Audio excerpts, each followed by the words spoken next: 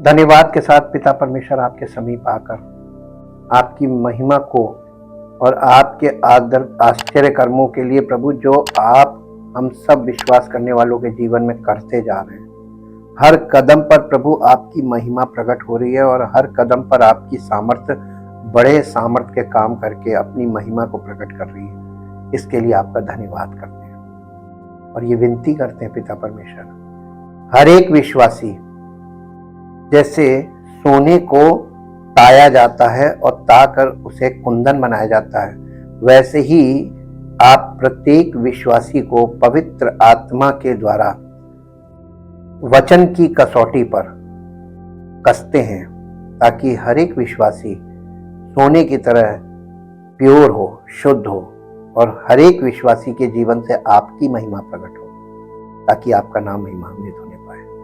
धन्यवाद के साथ इस प्रार्थना को आपके इकलौते पुत्र प्रभु यीशु मसीह के जीवित, पवित्र और सामर्थी नाम से मांगते हैं, आमीन। सबको जय मसीह की। परमेश्वर का धन्यवाद करते हैं क्योंकि वो महान सामर्थी परमेश्वर है। जैसा कि हम लोगों ने अब तक देखा, व्यवस्था अनिवार्य है, थी नहीं है, और अनुग्रह ऑप्शनल है। ये ऑप्शन है, ये एक आशा है, क्योंकि ज्यादातर केसेस में ये देखा गया है कि व्यक्ति पहली बार तो विश्वास करता है और परमेश्वर की कलीसिया में आता है, लेकिन जब पवित्र आत्मा उसको कसौटी पर कसने लगता है तो वो छुड़ाकर भागता है और फिर परमेश्वर की उपस्थिति में आने के लिए उसको हिम्मत नहीं होती और दूसरी इच्छा नहीं होती। और इस प्रकार परमेश्वर परख लेता है कि कौन कितनी दूर तक परमेश्वर की साथ चल सकता है। मसीह में यही तो परमेश्वर का न्याय चल रहा है कलीसिया के द्वारा। तो ये कलीसियाई सेवकाई जो है, ये पवित्र आत्मा, पिता पुत्र पवित्र आत्मा के द्वारा किया जाने वाला डिवाइन वर्क है। ये डिवाइन वर्क है और ये मानव वर्क नहीं है। जैसा कि मैंने आपको बहुत पहले एक बात बताई थी, पौलुस ने कलीसिया को पत्री लिखी और कलीसिया को कुछ बताया इन द सेंस कलीसिया को उसने इस बात के लिए रिमाइंड कराया था। एक रिमाइंडर, उस रिमाइंडर को हम आज वहीं से शुरू करेंगे। दूसरा कुरिन्थियों उसका 11 अध्याय, दूसरा कुरिन्थियों उसका 11 अध्याय।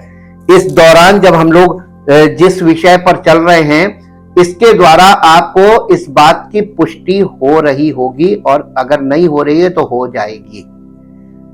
11 अध्याय का 4 पद पढ़िए। यदि कोई तुम्हारे पास आकर किसी दूसरे यीशु का प्रचार करे जिसका प्रचार हमने नहीं किया, यानी प्रेरितों ने नहीं किया, पौलुस यहां पर बता रहा है कलीसिया को जी, या कोई और आत्मा तुम्हें मिले जो पहले ना मिला था, या कोई और सुसमाचार सुनाए जिसे तुमने पहले ना माना था, तो तुम उसे सह लेते हो। देखिए, यहां पर 3 चीजें हैं जिनके विषय में वो अवेयर कर रहा है कलीसिया को, और आज की कलीसियाएं इन्हीं 3 विषयों में किस यीशु को मान रही हैं, कौन सा सुसमाचार है और कौन सी आत्मा है। ये आप अपने बुद्धि से, अपने ज्ञान से, अपनी तर्क शक्ति से कभी भी पकड़ नहीं पाएंगे, परख नहीं पाएंगे। इस बात को परमेश्वर ही आपको और हमको प्रकट करता है और हमारे सामने इन सब बातों को सिद्ध करके हमें आश्वस्त करता है, ताकि हमें ये पता चल जाता है कि हम बिल्कुल सही जगह पे हैं और सही तरीके से पवित्र आत्मा हमारी अगुवाई कर रहा है और हम लोग पवित्र आत्मा की अगुवाई में हैं। इससे आपको बहुत कॉन्फिडेंस बढ़ता है, और कॉन्फिडेंस बढ़ने का मतलब आपका विश्वास बढ़ता है और मजबूत होता है।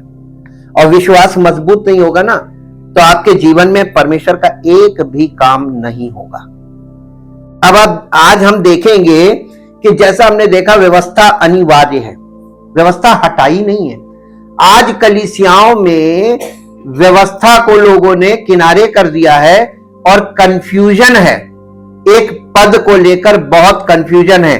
उस पद को पढ़ दीजिए जो आपको मिलेगा रोमियो की पत्री, उसका 6 अध्याय, रोमन्स चैप्टर 6 वर्स 15। इसका मिस इंटरप्रिटेशन हो चुका है। तो क्या हुआ? क्या हम इसलिए पाप करें कि हम व्यवस्था के अधीन नहीं। आज मसीही लोग पाप कर रहे हैं और उनको लग रहा है कि वो व्यवस्था के अधीन नहीं है, वरन अनुग्रह के अधीन। इसका मतलब ये कि अनुग्रह के अधीन है, तो उनको पाप करने का लाइसेंस मिल गया, क्या अनुमति मिल गई, परमिट मिल गया कि नहीं अब हम कुछ भी कर रहे हैं, प्रभु यीशु मसीह हमें क्षमा कर देगा। क्या ये सही है या भ्रम है? इस पद में लोगों ने क्या समझा? फिर से पढ़ेंगे, इंग्लिश में पढ़ दीजिए। What shall we say What shall we say to all this? to all this? Are we to remain in sin in order that that God's grace, favor and mercy may multiply and and overflow? certainly not. Certainly not, कदापि नहीं हिंदी में लिखा ना। ये कभी मत सोचिएगा कि हम अनुग्रह के अधीन हैं, अब हम व्यवस्था के अधीन नहीं हैं। ये कभी मत सोचिएगा, व्यवस्था खत्म नहीं हुई है। देखिए, दो चीजें पैरेलल चलेंगी, व्यवस्था भी चलती रहेगी और अनुग्रह भी काम करता रहेगा। और ये व्यवस्था और अनुग्रह के बीच पवित्र आत्मा काम करता, पिता पुत्र पवित्र आत्मा काम करते हैं। धीरे धीरे हम आपको इस लेवल पे लेके जा रहे हैं ताकि आप पूरी तरीके से फुली अंडरस्टैंड करें what is the meaning of the kingdom of God. परमेश्वर के राज्य का अर्थ क्या है और आप कहां, आपके जीवन से यह साबित होना चाहिए कि आप किसके राज्य के निवासी हैं। अगर आप सांसारिक जीवन जी रहे हैं, शारीरिक जीवन जी रहे हैं, तो आप सोशल मीडिया में चमकते सितारे होंगे, ये एक जनरल पहचान है। लेकिन अगर आप परमेश्वर के राज्य के वारिस होंगे तो आप परमेश्वर की महिमा के पात्र होंगे। और परमेश्वर की महिमा सोशल मीडिया से नहीं हो सकती। परमेश्वर की महिमा आपके संपर्क में और आपके अगल बगल रहने वाले लोगों के बीच में प्रकट होगी। और ये वो चीज नहीं है कि जिसे आप प्रकट करें। परमेश्वर की महिमा को हम स्वयं प्रकट नहीं कर सकते। परमेश्वर हमारे जीवन से अपनी महिमा को प्रकट करता है। आज हम इस विषय को थोड़ा सा मंथन करेंगे और ये मंथन ये होगा कि अनुग्रह और ये देखिए, कानून का मतलब जब हम हिंदी में ट्रांसलेशन को पढ़ते हैं तो वहां पे 10 आज्ञाओं को कानून बोला गया है या परमेश्वर की व्यवस्था बोला गया है। और मूसा की व्यवस्था इसी को कवर अप करने के लिए दी गई थी। मूसा के तंबू में 10 हुक्म जो थे वो वाचा के संदूक में रखे हुए थे, जो प्रभु यीशु मसीह को प्रकट करता है। और उसके आगे जितनी चीजें रखी हैं वो सब प्रभु यीशु मसीह का प्रकटीकरण था और वो इसको पूरा करेगा। यानी वाचा के संदूक का वही है। और जब उसने प्राण त्यागा तो पर्दा ऊपर से नीचे फटा था। ये इस बात को साबित कर दिया कि उसने, मूसा ने जो व्यवस्था सामने रखी थी वो व्यवस्था को यीशु मसीह ने पूरा किया। वो कर्म कांड की व्यवस्था थी, सेरिमोनियल लॉज थे, उसमें हाइजीन लॉ थे, उसमें सिविल लॉज थे, उसमें सब तरह के नियम थे। 613 नियम थे, वो मूसा की व्यवस्था थी। और परमेश्वर की व्यवस्था जो उसके आगे वाचा के संदूक में थी, कहां खत्म हुई? प्रभु यीशु मसीह ने कौन सी व्यवस्था पूरी की? मूसा की व्यवस्था, जो परमेश्वर तक पहुंचने के लिए बीच में बाधा बन के खड़ी थी, उसे प्रभु यीशु मसीह ने पूरा किया। अब लोग कंफ्यूज क्या होते हैं, हिंदी बाइबल पढ़ते हैं और पवित्र आत्मा के मार्गदर्शन में नहीं पढ़ते हैं। अपने मन से पढ़ते हैं और अपने मन से इंटरप्रेट करते हैं, इसलिए वो इसकी भाषा में फंस जाते हैं। अनुग्रह और परमेश्वर की व्यवस्था, इसको मिश्रित नहीं करना, मिश्रण नहीं बनाना। ये अलग अलग चीजें दो पैरेलल चलेंगी सारे जीवन में। देखिए आप युगों से युगों तक, ये उत्पत्ति से पहले से आ रही है परमेश्वर की व्यवस्था, यानी 10 आज्ञाएं, और ये अंत तक जाएंगी। तो कहां खत्म हो गई?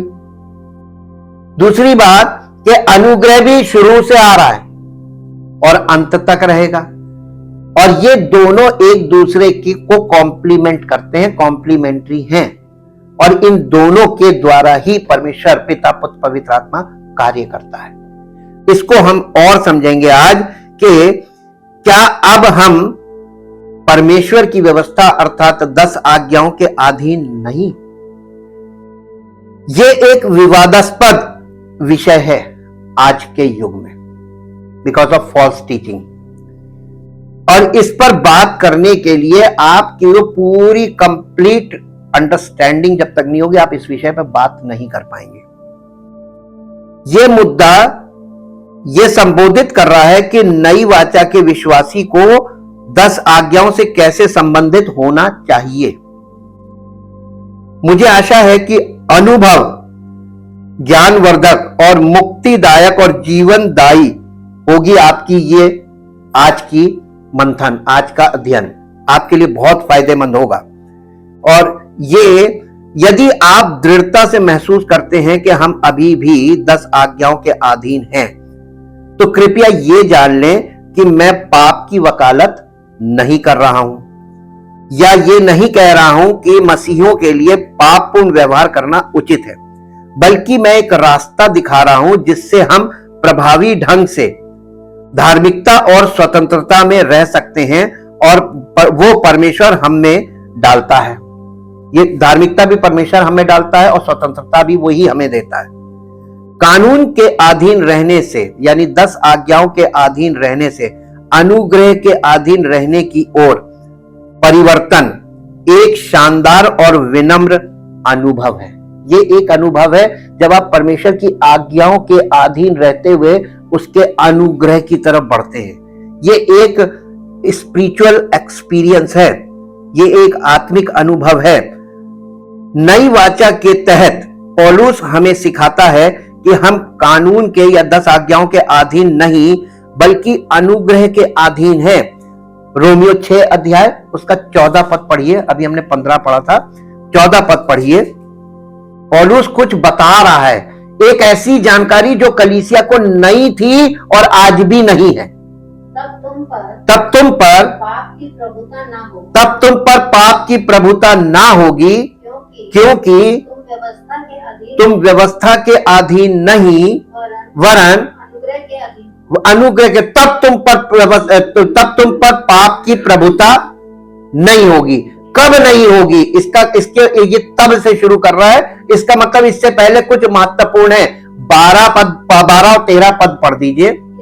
इसलिए पाप तुम्हारे नश्वर शरीर में राज्य ना करे। आज मसीही लोगों के जीवन में कौन राज्य कर रहा है? पवित्र आत्मा राज्य कर रहा है कि पाप?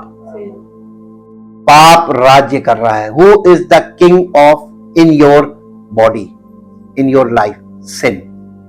हर एक व्यक्ति पाप का गुलाम है, क्योंकि पाप उसके जीवन से हो रहा है। जी, कि तुम उसकी लालसाओं के, कि तुम उसकी यानी पाप की लालसाओं के अधीन रहो और ना अपने अंगों को अधर्म के हथियार होने के लिए पाप को सौंपो, पर अपने आप को मरे हुओं में से जी उठा जानकर परमेश्वर को सौंपो और अपने अंगों को धर्म के धार्मिकता के हथियार होने के लिए परमेश्वर को सौंपो। आप क्या करना पसंद करते हैं? शरीर जो संसार में लोग कर रहे हैं उसमें आपको आनंद आता है, या आप परमेश्वर की इच्छा पूरी करने में आनंद उठाते हैं? आपका आनंद, आपके चेहरे की रौनक, आपका कलीसिया में आनंद पूर्वक आना और आपका कलीसिया में जिज्ञासा पूर्वक परमेश्वर के वचन को ग्रहण करना, ये इस बात का प्रमाण होता है कि आप किस चीज में इंटरेस्टेड हैं, और जिस चीज में आप इंटरेस्टेड हैं उसके अकॉर्डिंग परमेश्वर आपके साथ व्यवहार करेगा। इसका मतलब परमेश्वर इतना बुद्धिमान है कि उसने मनुष्य के लिए दोनों तरफ ऐसी चीज रखी है कि इधर तुम फंसे हो और इधर तुम पर सजा का हुक्म हो चुका है, मृत्यु दंड तुम पर है और तुम इसकी कैद में हो, छूट नहीं सकते। और यहां से छूट कर तुम इधर आने का ड्रामा करोगे तो भी पकड़ लिए जाओगे, क्योंकि तुम अपनी मर्जी से शारीरिक क्रियाओं से यहां पहुंच नहीं सकते।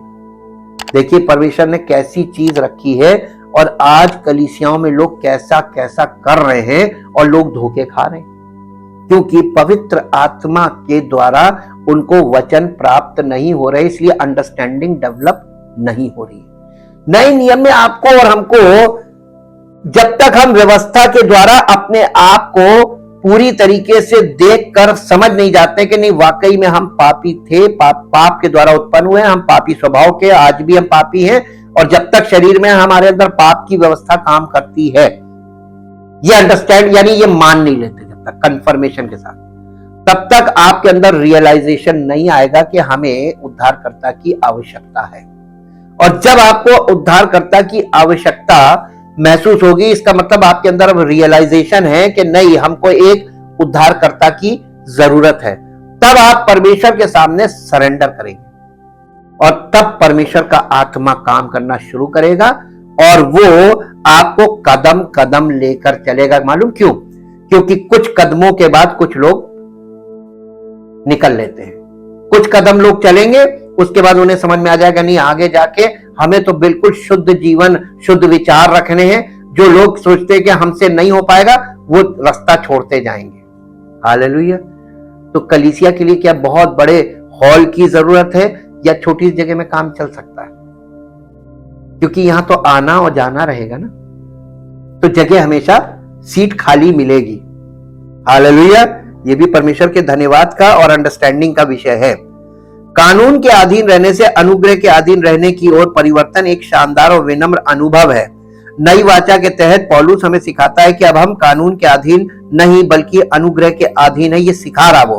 लेकिन किसी को ये बताना कि वो अब 10 आज्ञाओं के अधीन नहीं है, उनके लिए अपमानजनक हो सकता है और शायद डराने वाला भी हो सकता है। मुझे आशा है कि आप ऐसा महसूस नहीं करेंगे, और मैं स्वयं भी एक समय ऐसा ही था, क्योंकि ये समझने से पहले कि मसीह ने हमें इससे मुक्त किया है, मैं वर्षों तक 10 आज्ञाओं के अधीन रहा था।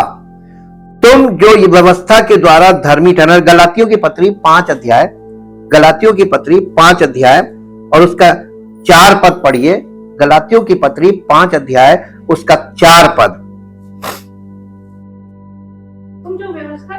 तुम जो व्यवस्था के द्वारा धर्मी ठहरना चाहते हो, मसीह से अलग हो गए हो और अनुग्रह से दूर हो गए हो या अनुग्रह से गिर गए हो। हाँ भाइयों, नहीं 11 पद पढ़िए इसका, 11 वर्ष। परंतु हे भाइयों, यदि मैं अब तक खतने का प्रचार कर रहा हूं तो मुझे अब भी क्यों सताया जा रहा है? ये पौलुस बोल रहा है। फिर तो क्रूस की ठोकर जाती रही। उस स्थिति में क्रूस का अपराध समाप्त कर दिया गया। इसका मतलब कोई अपराधी नहीं है। तो यीशु मसीह ने किसके लिए प्राण दंड उठाया क्रूस पर? नहीं, तो जब कोई व्यक्ति ये मानने को तैयार नहीं कि वो पापी है, सब तो अपने आप को अनुग्रह के अंतर्गत बता रहे हैं। ये तो उन्होंने परमेश्वर के वचन को बिल्कुल पलट दिया, अनुग्रह को व्यर्थ कर रहे हैं। क्रूस का संदेश अपमानजनक है, क्योंकि यह हमारी आंखों को स्वयं से हटाकर मसीह पर डाल देता है।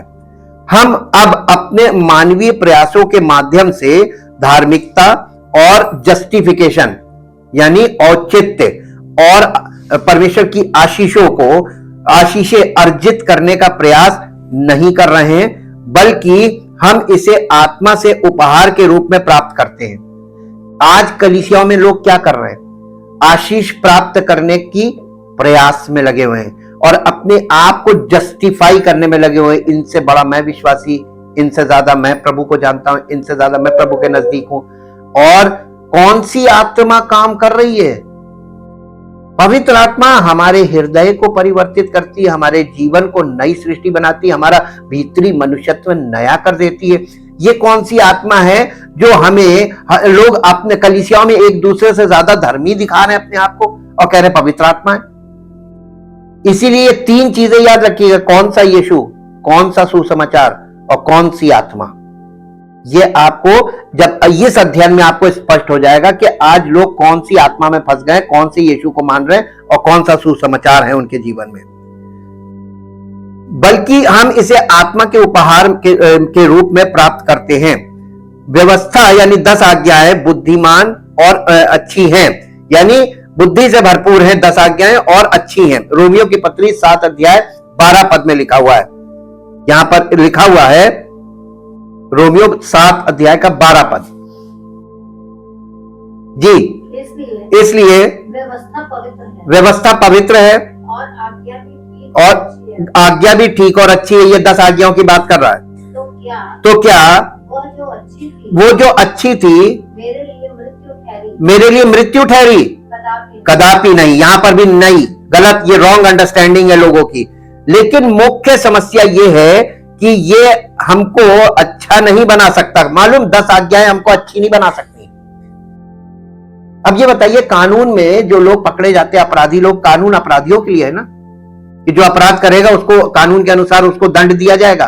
कानून के द्वारा ये सिद्ध होगा कि इसने ये अपराध किया, ये अपराधी है और उसको उसके अनुसार दंड मिलेगा। तो कानून अपराधियों के लिए होता है या कानून पवित्र बनाता लोगों को?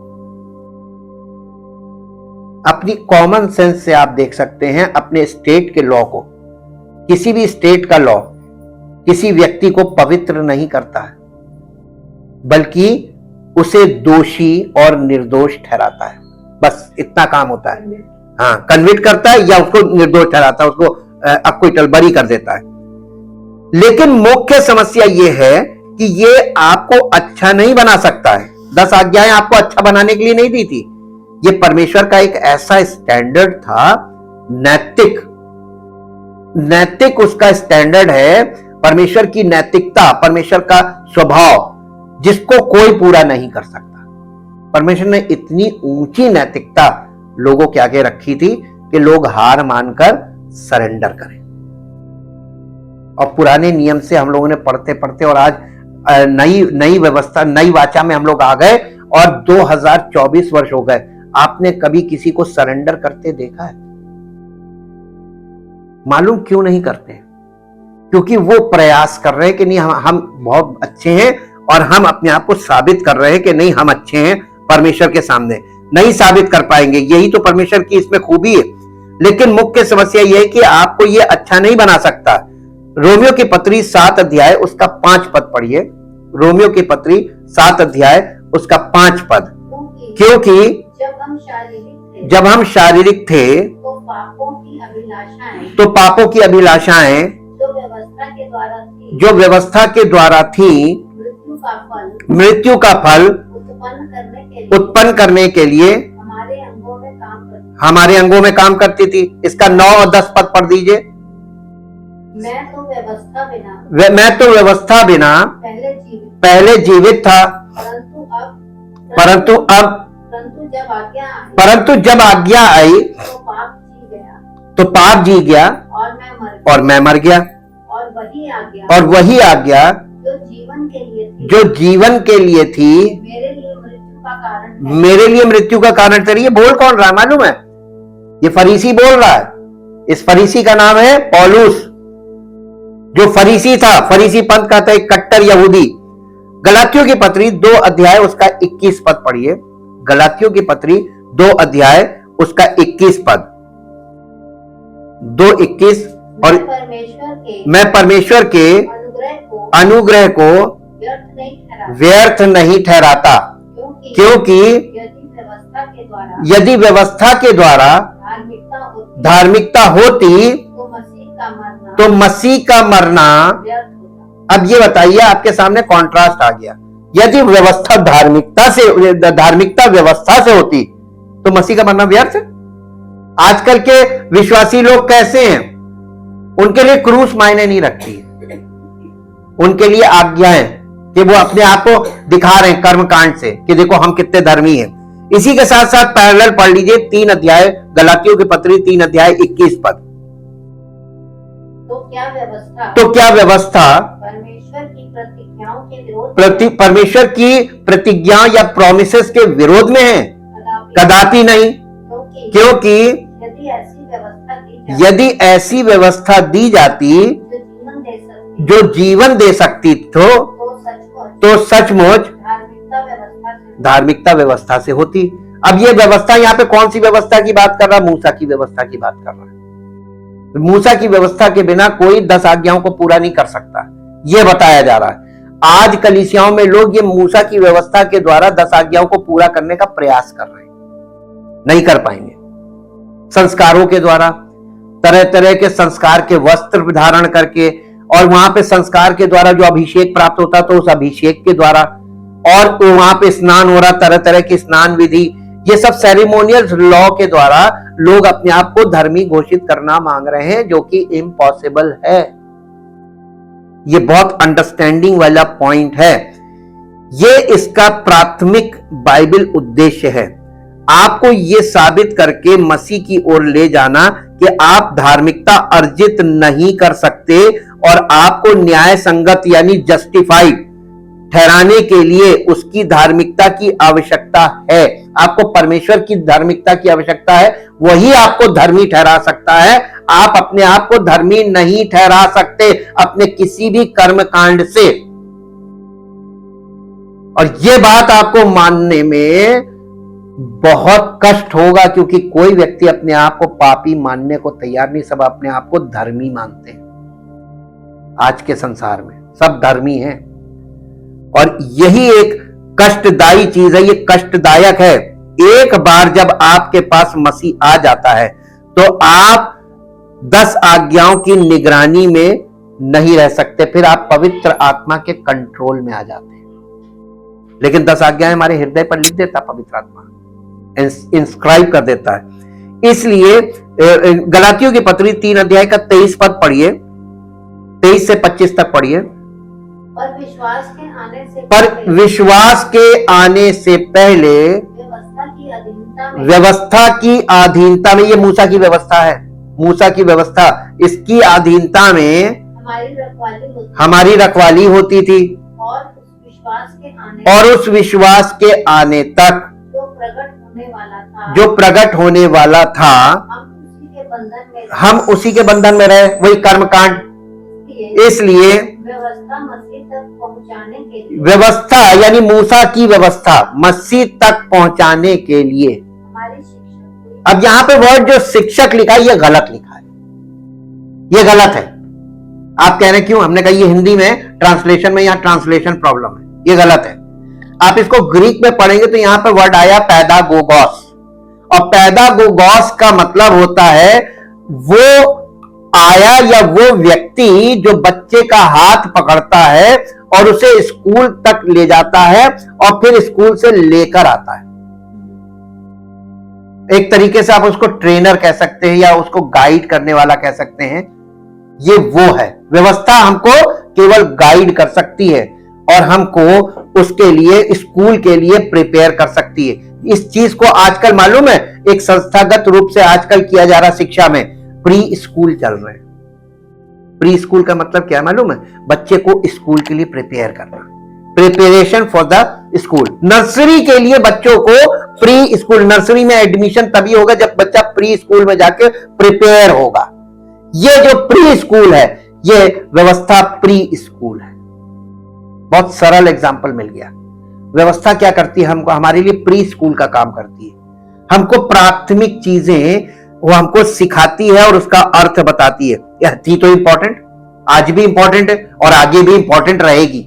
आप इसको हटा नहीं सकते, क्योंकि नए नए लोग आएंगे तो नए नए लोगों को फिर से शुरुआत से उनको जब घर में जितनी बार संतानें पैदा होती थी, पहले तो बहुत बच्चे होते थे, तो जितनी बार पैदा होती थी उतनी बार सारी क्रियाएं वैसे ही चलती थी कि नहीं चलती थी? संतान उत्पन्न होने के बाद जो जो जो जो होता था, फिर वो छोटे बच्चे को कैसे नहलाना, कैसे करना, पूरे समय उस पर काम रहता था। और जो बच्चे थोड़े बड़े हो जाते थे उन पे काम कम हो जाता था, लेकिन जो नए पैदा होते जाते थे उन पे काम बढ़ता जाता था। पहले ऐसा होता था ना। और आज चूंकि अब ये चीज नहीं है वैसी, तो इसलिए लोगों को ये नहीं मालूम। कलीसिया में क्या है मालूम है? हर समय आपको नए जन्मे हुए बच्चे भी मिलते रहेंगे और बड़े बच्चे भी होंगे, मिडिल एज भी होंगे। तो स्पिरिचुअली पवित्र आत्मा के बिना ये असंभव है, ये काम नहीं हो सकता।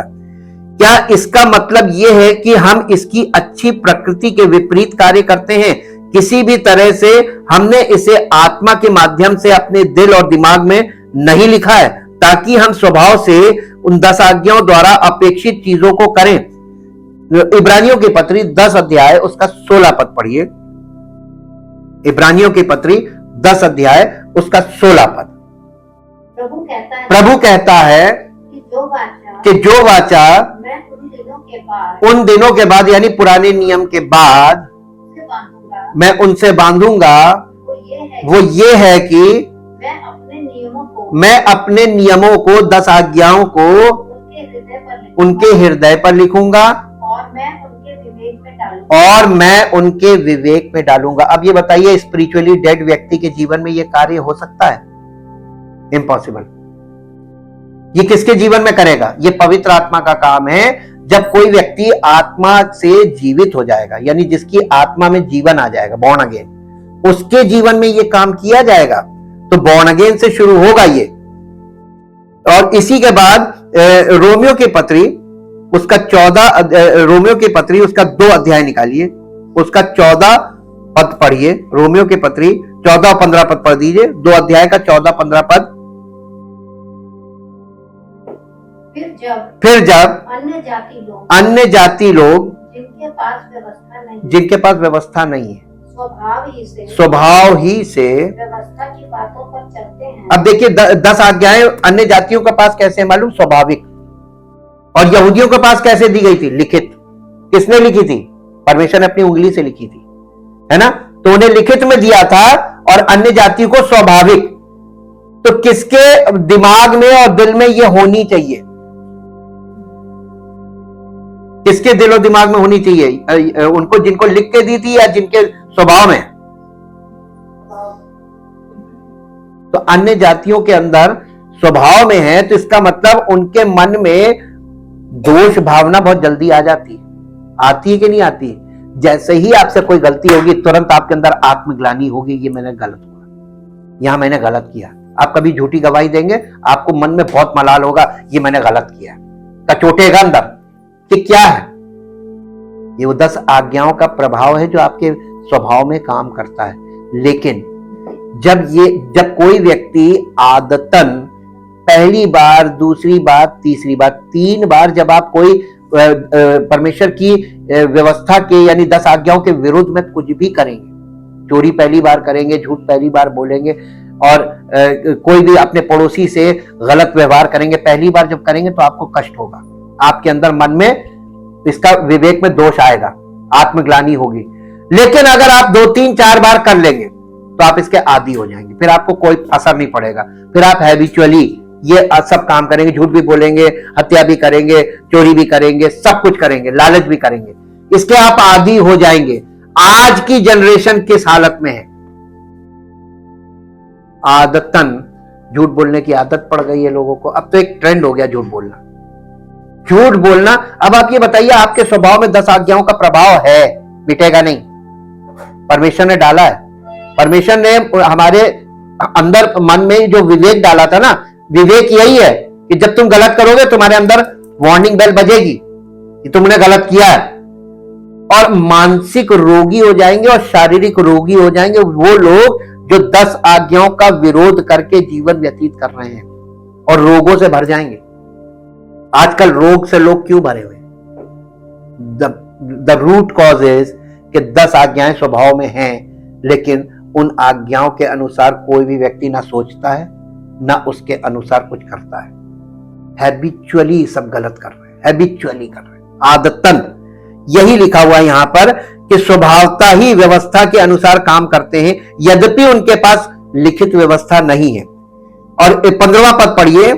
वे व्यवस्था की बातें वे व्यवस्था की बातें अपने अपने हृदयों में अपने अपने हृदयों में लिखी हुई दिखाते हैं और उनके विवेक भी गवाही देते हैं और उनके विचार परस्पर दोष लगाते या उन्हें निर्दोष। देखिए, आपको क्लीन चिट आपका विवेक देता है, ये तुमने नहीं किया गलत, ये तुमने गलत किया, तो आपके अंदर जज कौन कर रहा है? आपका विवेक।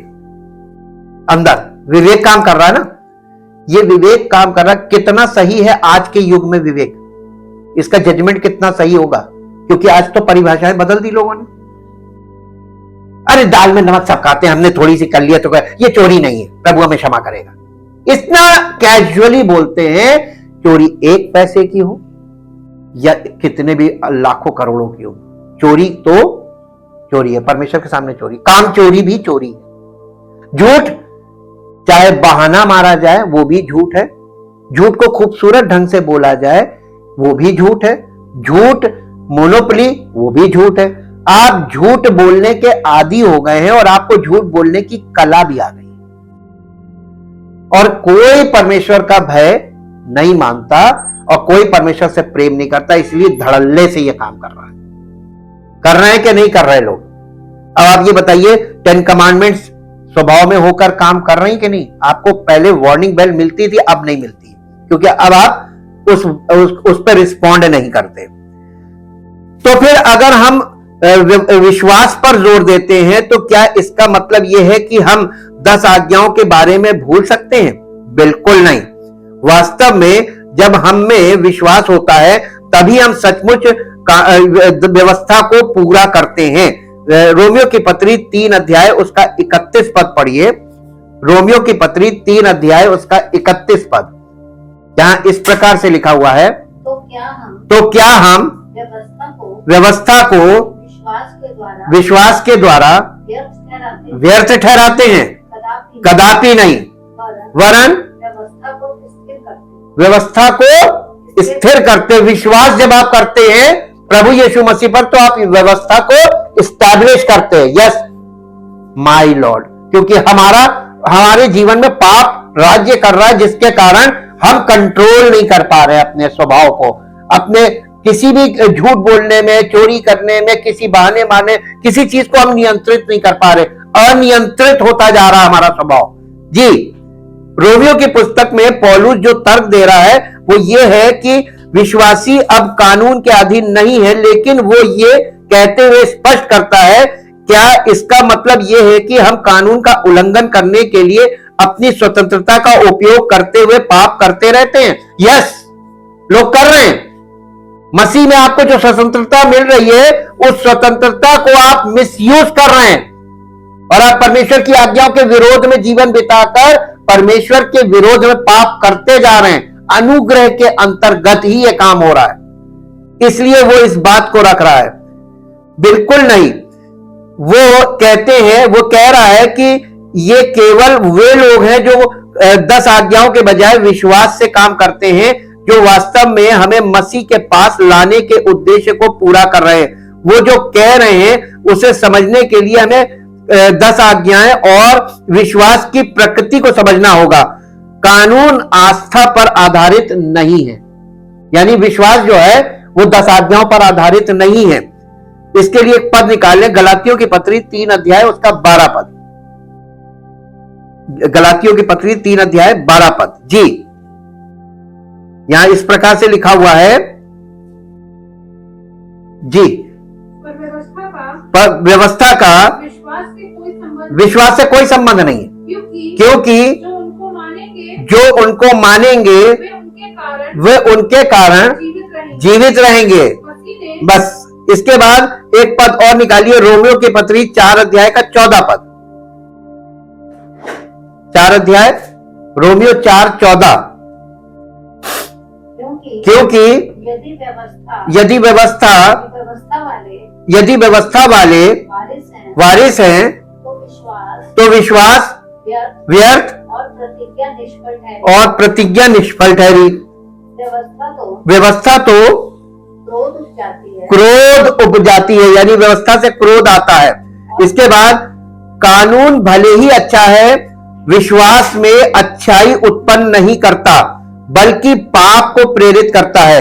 रोमियो में उसे एहसास हुआ कि भले ही वो अच्छा करने की इच्छा रखता था, कानून केवल उस पाप को सामने लाता था जो उसके अंदर था। इसके लिए एक पद निकाल लीजिए जो आपको मिलेगा, रोमियो की पत्री 7 अध्याय उसका 8 से 11 पद तक पढ़ेंगे। 8 से 11 पद।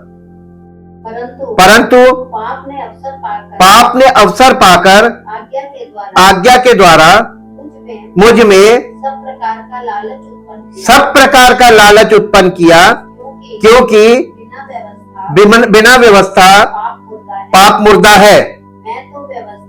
मैं तो व्यवस्था बिना पहले जीवित था, परंतु जब आज्ञा आई तो पाप जी गया और मैं मर गया। और वही आज्ञा जो जीवन के लिए थी मेरे लिए मृत्यु का कारण ठहरी, क्योंकि पाप ने अवसर पाकर आज्ञा के द्वारा मुझे बहकाया और उसी के द्वारा मुझे मार भी डाला। किसने? पाप ये कर रहा है। और इसीलिए रोमियो की पत्री 5 अध्याय उसका 20 पद पढ़िए। रोमियो की पत्री 5 अध्याय उसका 20 पद।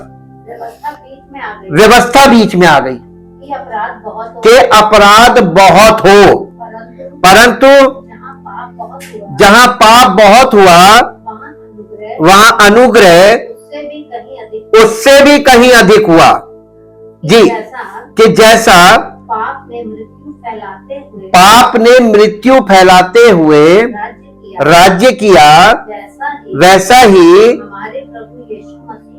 हमारे प्रभु यीशु मसीह के द्वारा अनुग्रह भी अनंत जीवन के लिए धर्मी ठहराते हुए।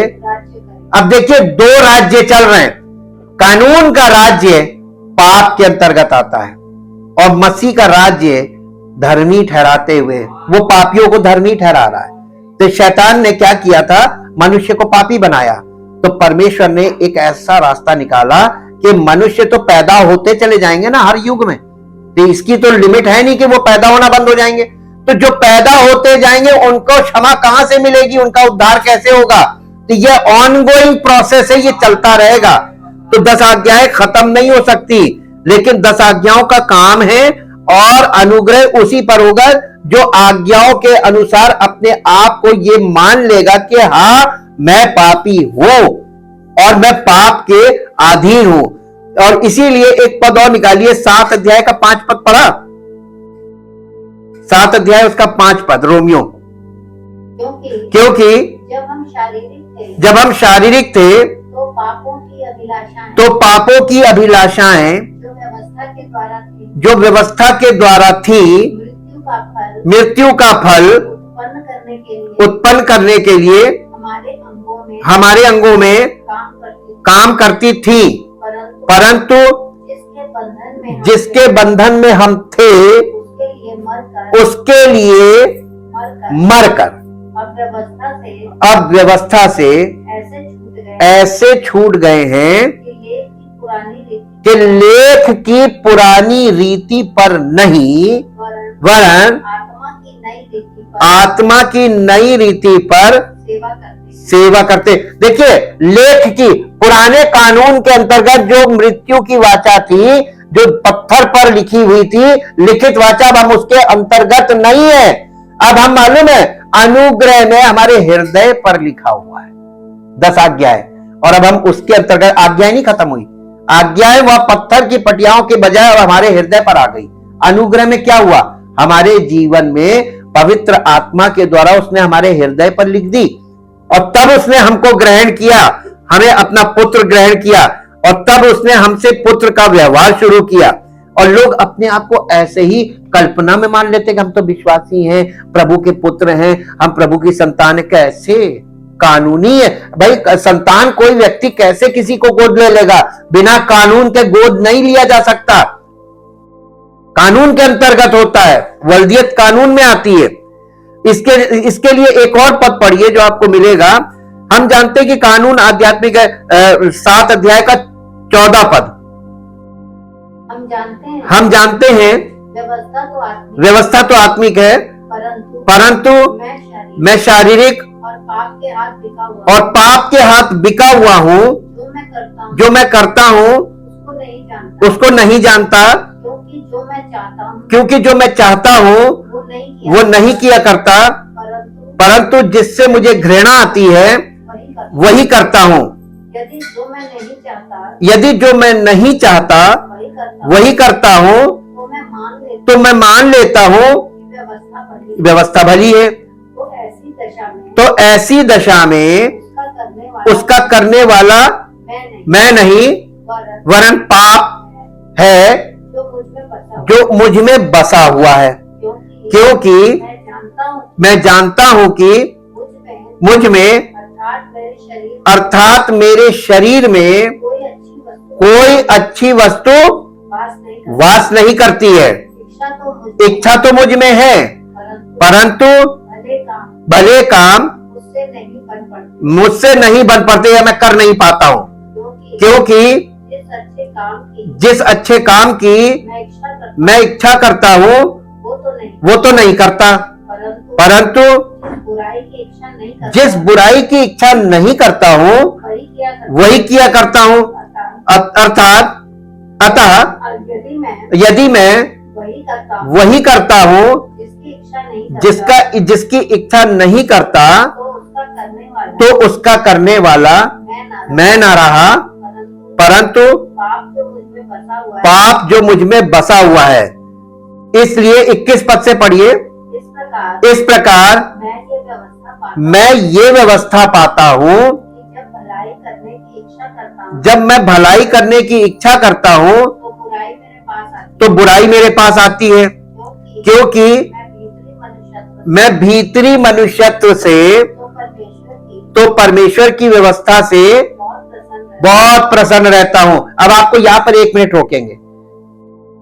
पथरीली भूमि पर के वे हैं, जब वो वचन सुनते हैं तो तुरंत आनंद से ग्रहण कर लेते हैं। ये मन में परमेश्वर की वचन सुनना मन में अच्छा लगता हर एक को। कोई भी ऐसा नहीं होगा जिसको अच्छा नहीं लगता। बहुत रेयरेस्ट ऑफ रेयर होगा कि जिसको परमेश्वर का वचन सुनने में मन में अच्छा ना लगे। लेकिन आपको मालूम है यहां पर एक और खास बात पौलुस अनुभव से बता रहा है, अपनी गवाही दे रहा है वो। परंतु आगे पढ़िए, मुझे अपने अंगों में दूसरे प्रकार की अरे बाप रे बाप, हमारे शरीर में एक और व्यवस्था काम करती है, एक और लॉ काम करता है जी, जो मेरी बुद्धि की व्यवस्था से लड़ती है और मुझे पाप की व्यवस्था के बंधन में डालती है जो मेरे अंगों में है। अब देखिए, आपके अपने मन की करनी है और आपके परमेश्वर के वचन में सुन रहे हैं, पता चला ये नहीं करना। आपकी बुद्धि में अंदर अंदर अंदर अंतर्द्वंद शुरू हो जाएगा, ये गलत बता दिया, हम ये नहीं मानते। तो मालूम है क्या तर्क रखते लोग, अपनी दलील रखते। नहीं, प्रभु को हम अपने तरीके से मानेंगे। हम प्रभु से बहुत प्यार करते हैं, लेकिन हम अपने तरीके से करेंगे। ये जो वचन बता रहा है ये हमें नहीं पसंद है। इसका मतलब कानून का उल्लंघन तो हो गया। आप 10 आज्ञाओं के विरोध में बात कर रहे हैं, क्योंकि पौलुस पूरा परमेश्वर की व्यवस्था को रखकर बात कर रहा है जी। मैं कैसा अभागा मनुष्य हो, मुझे इस मृत्यु की देह से, यही तो एक कठिन प्रश्न है। इसी के लिए तो प्रभु यीशु मसीह ने रास्ता बनाया। इसके साथ एक और पद पढ़िए, 15 अध्याय, 1 कुरिन्थियों 15 अध्याय, उसका 56 वर्ष जी। 15 अध्याय का 56 पद यहां लिखा हुआ है,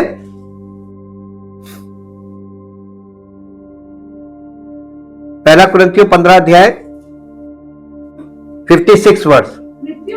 मृत्यु का दंड पाप है और पाप का बल या पाप की शक्ति व्यवस्था है। परंतु बस इसलिए यद्यपि कानून अच्छा और आध्यात्मिक है, ये किसी व्यक्ति को अच्छा नहीं बना सकता। वास्तव में ये केवल आपके पाप को भड़काता है। क्या आप कानून के तहत जीने की कोशिश की विडंबना देखते हैं? आप कानून को पूरा करने में जितना अधिक समर्पित, भावुक, दृढ़ है, पाप आपके लिए उतना ही अधिक आकर्षक और कठिन हो जाता है। तो क्या सही व्यवहार असंभव है? बिल्कुल नहीं। लेकिन हमें यह समझना चाहिए कि सही व्यवहार कहां से आता है। यह कानून से नहीं आता। ऐसा इसलिए है क्योंकि हम एक नई रचना बन गए हैं। दूसरा कुरिन्थियों 5 अध्याय उसका 17 पद। दूसरा कुरिन्थियों 5 अध्याय उसका 17 पद यहां पर लिखा, इसलिए यदि कोई, देखिए यदि क्यों बोल रहा है? इफ, सब नहीं हो सकते मसीह में। अगर कोई मसीह में है तो वो नई सृष्टि है। पुरानी बातें बीत गई, देखो बातें नहीं हो गई। कब? ये पवित्र आत्मा कलीसिया में यही तो कर रहा है, आपको नई सृष्टि बना रहा है। और जब तक वो अपना काम पूरा नहीं कर लेगा, पवित्र आत्मा के फल आपके जीवन में नहीं प्रकट होंगे, आप मसीह में नहीं है। ये साबित कर रहा है वो बता के कि लोग देख ले मानक, और हमें उस धार्मिकता की अभिव्यक्ति की ओर ले जा रहा है जो हम पहले से ही मसीह के माध्यम से प्राप्त करते हैं। दूसरा कुरिन्थियों 5 अध्याय 21 पद। दूसरा कुरिन्थियों 5 अध्याय 21, यानी पद के हिसाब से आपसे बात कर रहे हैं जी। जो पाप से अज्ञात था उसी को उसने हमारे लिए पाप ठहराया कि हम उसमें होकर परमेश्वर की धार्मिकता बन जाए। मसीह में होकर हम धार्मिकता बन सकते, और कि हम वही करना चाहते हैं जो सही है। फिलिपियों की पत्री 2 अध्याय उसका 13 पद। फिलिपियों की पत्री 2 अध्याय उसका 13 पद। क्योंकि परमेश्वर ही है जिसने अपनी स्वेच्छा निमित्त तुम्हारे मन में इच्छा और काम दोनों बातों के करने का प्रभाव डाला है। आप आत्मिक जीवन में आप इच्छा करते हैं और शारीरिक जीवन में आप काम करते हैं। आज लोग किस चीज पे ज्यादा निर्भर करते हैं? काम करने में, शारीरिक काम करने में, शारीरिक विधियां पूरी करने में लगे हुए। मूसा की व्यवस्था में क्या था? शारीरिक विधियां पूरी करते थे और फिर भी वहां तक नहीं पहुंच पाते थे। वो मृत्यु की वाचा थी। वहां से पवित्र आत्मा यही तो दिखा रहा है कि तुम वो जीवन भर कर लो, कितने भी प्रयास कर लो शरीर से, तुम नहीं कर पाओगे। कार्यों से तुम परमेश्वर तक नहीं पहुंच पाओगे, कर्मकांड से नहीं पहुंच पाओगे, संस्कारों के द्वारा नहीं पहुंच पाओगे। लेकिन मसीह पर विश्वास करके तुम इच्छा तो करो कि प्रभु मेरी इच्छा है, और इच्छा करोगे तो तुम्हारे लिए रास्ता प्रभु ने तैयार कर दिया है। और इसीलिए ये विश्वास कि हमें केवल मसीह द्वारा पूरी तरह से धर्मी बनाया गया है, कानून में निर्धारित अच्छे कार्यों को उत्पन्न करता है। इस ज्ञान के बिना कुछ लोगों को यह डर सताता है, अपनी नई मिली आजादी के कारण पाप करने का डर। लेकिन परमेश्वर ने हमें धार्मिकता को आगे बढ़ाने का एक और तरीका दिया है। यह धार्मिकता अब मानवीय प्रयासों के माध्यम से अर्जित नहीं की जा सकती है, या आपके मानवीय प्रयासों से आप परमेश्वर की धार्मिकता को अर्जित नहीं कर सकते, बल्कि यह आत्मा के माध्यम से, ये जानने की शक्ति के माध्यम से प्रदान की जाती है कि आपको पहले से ही क्षमा किया गया है, धार्मिकता दी गई है और आप पवित्र हैं। और जबकि आत्मा हमारे बाहरी व्यवहारों को बदल रही है, परमेश्वर की कृपा हमें माफ करना जारी रखती है और हमें पहले से ही पूर्ण बना दिया गया है। जब आप मसीह में रहते हैं, आपको माफी तब मिलती जितना परिवर्तन आपके जीवन में होता जाता है, उतनी माफी मिलती है। और जहां परिवर्तन रुक जाता, माफी रुक जाती है। पूर्ण माफी किसी को नहीं प्राप्त हो पाती है, और हमें परमेश्वर ने वैसे पूर्ण बना दिया मसीह में, लेकिन उसको पूर्ण करता पवित्र आत्मा के द्वारा कलीसिया में। और इसके लिए एक पद और पढ़े जो आपको मिलेगा, इफिसियों की पत्री 1 अध्याय उसका 4 पद। इफिसियों की पत्री 1 अध्याय उसका 4 पद। जी, जैसा उसने हमें जगत की उत्पत्ति से पहले उसमें किसमें, मसीह में चुन लिया है कि हम उसके निकट कि हम उसके निकट प्रेम में पवित्र और निर्दोष हों प्रेम में पवित्र और निर्दोष हों और अपनी इच्छा के और अपनी इच्छा के भले अभिप्राय के अनुसार भले अभिप्राय के अनुसार हमें अपने लिए पहले से ठहराया कि यीशु मसीह के द्वारा हम उसके ले पालक पुत्र हों, यानी अन्य जाति उसको गोद लिए हुए हैं, तो प्रभु हमें गोद ले रहा है, लेकिन इसमें कानून आएगा बीच में गोद लेने के लिए। और इसलिए यशाया नबी की पुस्तक उसका 43 चैप्टर और उसका 25 पद पढ़िए। यशाया 43 का 25 जी।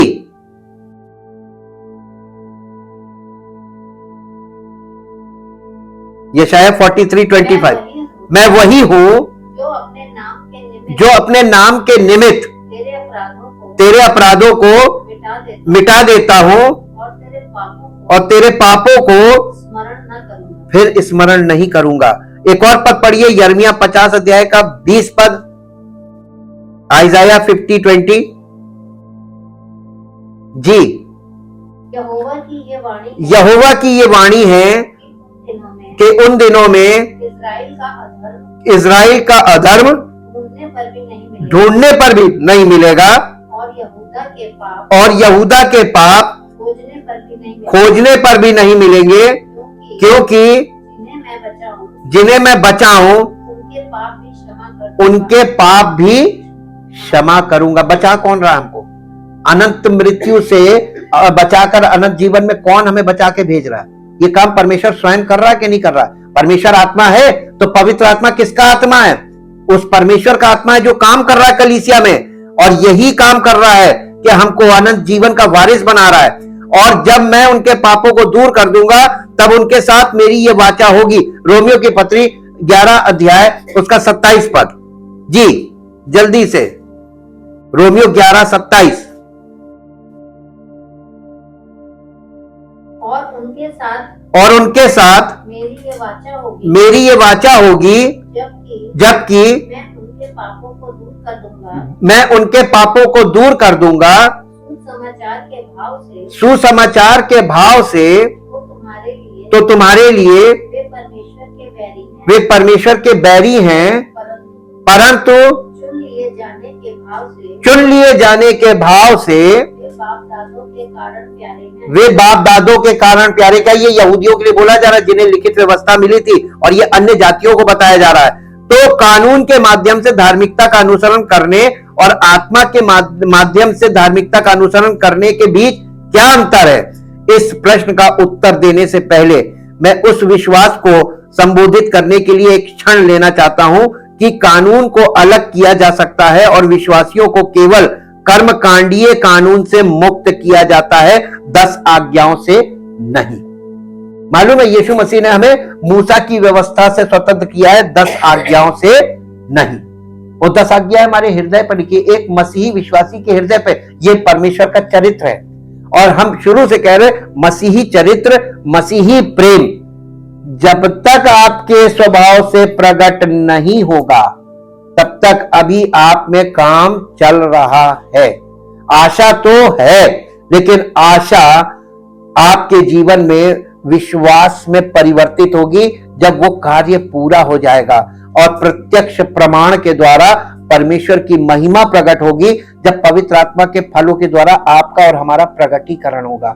इसलिए परमेश्वर के वचनों का गंभीरता से अंडरस्टैंडिंग में, यानी समझे अध्ययन के द्वारा, और ये समझे केवल कि परमेश्वर क्या कर रहा है, कैसे कर रहा है, और किस तरीके से लोग गलत शिक्षा में लोगों को भरमाने का काम कर रहे हैं, लेकिन पवित्र आत्मा लोगों को समझाने का काम कर रहा है और उन्हें स्पष्टीकरण दे रहा है, ताकि लोग जो सच्चाई पसंद लोग हैं, जो परमेश्वर से प्रेम करने वाले हैं, जो परमेश्वर को वाकई में समर्पित होना चाहते हैं, उनके लिए मार्ग तैयार हो और वे आकर कलीसिया में समर्पित करें अपने आप को, और इस सच्चाई पर अपने जीवन को समर्पित करें और परमेश्वर की इच्छा को अपने जीवन में धारण करने के लिए आगे बढ़ें, और परमेश्वर की महिमा उनके जीवनों से प्रकट हो, और ताकि परमेश्वर का नाम महिमा पाए। परमपिता परमेश्वर, धन्यवाद के साथ आपकी महिमा को देखते हुए, आपके सामर्थ्य के कामों को देखते हुए हम आपकी जितनी महिमा करें वो कम है, क्योंकि आप हम सब विश्वासियों के जीवन में